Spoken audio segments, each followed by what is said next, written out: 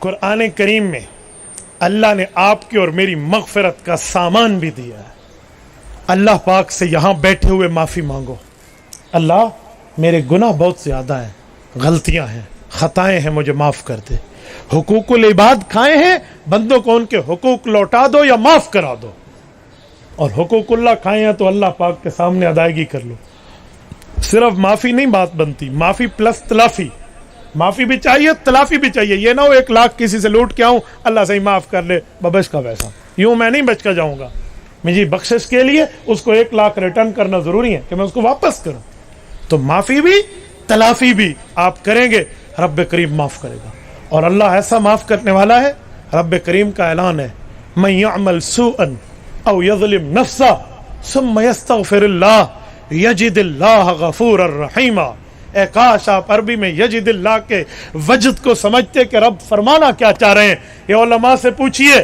اللہ فرماتے ہیں من یعمل سوءا, قیامت تک آنے والے لوگوں اگر تمہیں برائی کر کر کے, گناہ کر کر کے, خطا کر کر کے, نافرمانیاں کر کر کے تھک گئے, او یظلم نفسا, یا جانوں پہ ظلم کر کے بہت گناہ کر لی ہے, ثم یستغفر اللہ, پھر ایک وقت آیا تیرے دل نے کہا اللہ سے معافی مانگ لے, تیرے دل نے کہا مولا مجھے معاف کر دے, یجد اللہ غفور الرحیمہ, توبہ کرنے کی دیر تیری ہوگی, رب کی رحمت تیری انتظار میں ہے.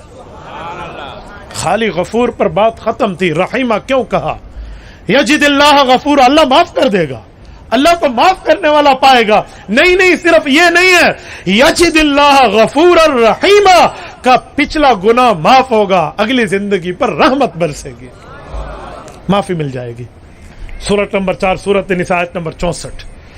وَلَوْ أَنَّهُمْ إِذْ ظَلَمُوا أَنفُسَهُمْ جَاءُوكَ فَاسْتَغْفَرُوا اللَّهَ وَاسْتَغْفَرَ لَهُمُ الرَّسُولُ لَوَجَدُوا اللَّهَ تَوَّابًا رَحِيمًا. وَلَوْ أَنَّهُمْ إِذْ ظَلَمُوا أَنفُسَهُمْ, گناہگار آدمی جاؤک, حضور کے پاس آئے, فَاسْتَغْفَرُوا اللَّهَ, اللہ سے خود بھی معافی مانگے, وَاسْتَغْفَرَ لَهُمُ الرَّسُولُ, حضور پاک بھی اس سے معافی, حضور پاک بھی اللہ سے اس کے لیے معافی کی دعا کریں.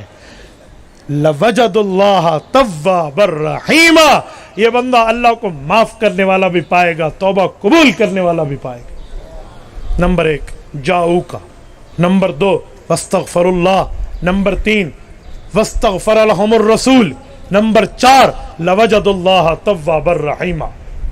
بلکہ اس کو 5 میں کر لیتا ہوں, زیادہ آسان. وَلَوْ أَنَّهُمْ ظَلَمُوا أَنفُسَهُمْ 1, جاؤک 2, فاستغفر اللہ 3, واستغفر لهم الرسول 4, لوجد اللہ توابا رحیما 5. توجہ رکھنا, یہ 5 باتیں رٹ کر اپنے دل پہ تعویذ بنا کے ذہن میں رکھ لینا. 5 باتیں یہ آیت بتاتی ہے. وَلَوْ أَنَّهُمْ ظَلَمُوا أَنفُسَهُمْ, گناہگار آدمی ہو, توجہ رکھنا, گناہگار بندہ ہو. جاؤ کا, حضور کی خدمت میں آئے. 2, نمبر 3 فاستغفر اللہ, خود بھی معافی مانگے. نمبر 4 واستغفر لهم الرسول, پیغمبر کی ذات بھی اس کے لیے دعا کرے. نمبر 5 لوجد اللہ توابا رحیما, اللہ اسے معاف کرے گا. یہ معافی کا دوسرا طریقہ ہے. ایک تو ہے نا خود مانگا, ایک ہے اس معافی میں حضور پاک کو شریک کر لیں. معافی مانگنی تو رب سے ہے, کوئی مخلوق سے نہیں مانگنی. کس سے مانگنی ہے معافی؟ بولیے کس سے؟ اللہ سے. یہ دوسری ترتیب ہے.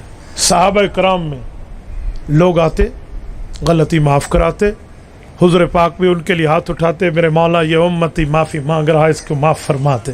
بڑی خوش قسمتی ہے یار, نبی امتی کے لیے کہہ دے. ٹھیک ہے, آپ نے دیکھا ہوگا نا, بندہ کسی کا کام نہ کرے نا اور وہ بڑی تگڑی سفارش لے کر آئے تو لوگ کہتے ہیں تو نہیں, تیرے سائیں دا منہ ہے. نہیں کہتے تو نہیں, تیرے سائیں دا منہ ہے. کیا مطلب؟ تیرے لیے کام نہیں کر رہا, جس کی سفارش کرائی ہے وہ میرے لیے بڑا محترم ہے. ہاں نا, تو بھائی ہم حضور پاک سے سفارش کرا لیں, اس سے بڑی بات کیا ہے؟ یہ قرآن کریم کی آیت. اب اس قرآن کریم کی آیت کی شرح سنیں, تفسیر سنیں, تشریح سنیں, تاکہ آپ کو بات سمجھ آئے. میں حوالہ جات دے رہا ہوں. عربی کتاب میں تفسیر ابن کثیر اٹھاؤ, آپ کی مرضی. تفسیر مظہری اٹھاؤ, آپ کی مرضی.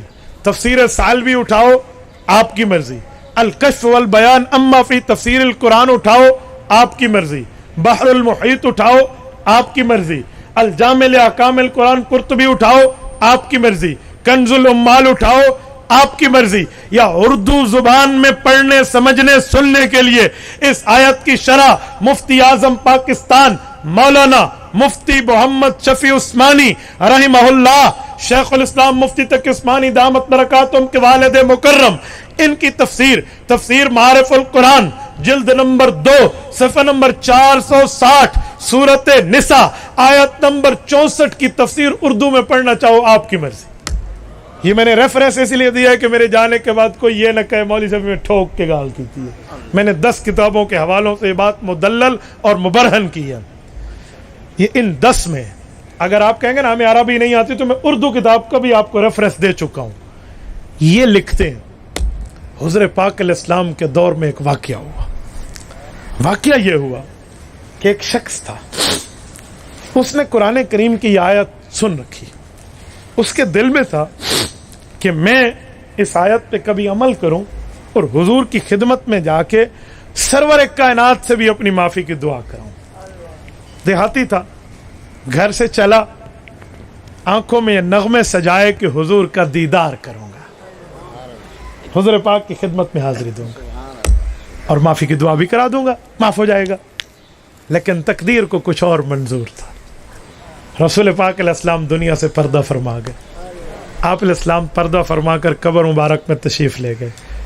رسول پاک علیہ السلام دنیا سے رخصت ہو چکے، یہ مدینہ پہنچا، جسے دیکھے پریشان، جسے دیکھے عجیب حالت، مدینے کی زمین اسے عجیب لگنے لگی، ہر جگہ غم کے سائے اور دکھ اور آہوں کی باتیں۔ سیدنا علی المرتضیٰ رضی اللہ عنہ فرماتے ہیں کہ میں دیکھ رہا ہوں یہ ادھر ہوتا ہے ادھر ہوتا ہے ادھر ہوتا ہے، مسجد نبوی میں آتا آتا رسول اللہ کے روضہ اقدس جہاں بنا ہے، اس وقت تو روضہ نہیں، قبر مبارک اور اماں عائشہ کا کمرہ تھا نا، اس کے قریب آ کر رک گیا ہے اور آ کر کہتا ہے کہ یا رسول اللہ مجھے کیا پتا، میں تو یہی آیت لے کر آیا تھا، جئتک مستغفرا لذنوبی ومستشفعا بک الی ربی وقد انزل اللہ فی کتابک المنزل ولو انہم اذ ظلموا انفسہم جاؤک فاستغفروا اللہ واستغفر لهم الرسول لوجدوا اللہ توابا رحیما جئتک مستغفرا لذنوبی ومستشفعا بک الی ربی۔ میرے پاک پیغمبر، میں جو یاد کر کے آیا مجھے سب کچھ بھول چکا، ایک آیت ہے اللہ کا قرآن ہے، اترا آپ پہ ہے، وہ مجھے تسلی دے رہی ہے۔ وہ آیت بتاتی ہے گناہگار آدمی خود معافی مانگے، آپ کی خدمت میں آئے، آپ بھی اللہ سے معافی مانگے، وہ بخشا جائے گا۔ یہ قرآن کی آیت ہے، قد انزل اللہ فی کتابک المنزل، یہ آیت آپ پر اتری ہے، قرآن میں ہے۔ جئتو کا، اب میں آپ کے پاس آ چکا، مستغفرا لذنوبی، معافی مانگ چکا، مستشفعا بک الی ربی، آپ ہی سے سفارش کر رہا ہوں، اللہ کو فرما دیجئے ان یغفر لی خطایا، رب مجھے بھی معاف کر لے۔ دیکھنے والے کون ہیں؟ حضرت علی رضی اللہ۔ آیت قرآن کی ہے اور شرح میں آپ کے سامنے پیش کر چکا ہوں۔ حضرت علی فرماتے ہیں میں سن رہا ہوں، وہ بڑے لجاجت سے رسول اللہ کے قریب قبر مبارک پر بات کر رہا،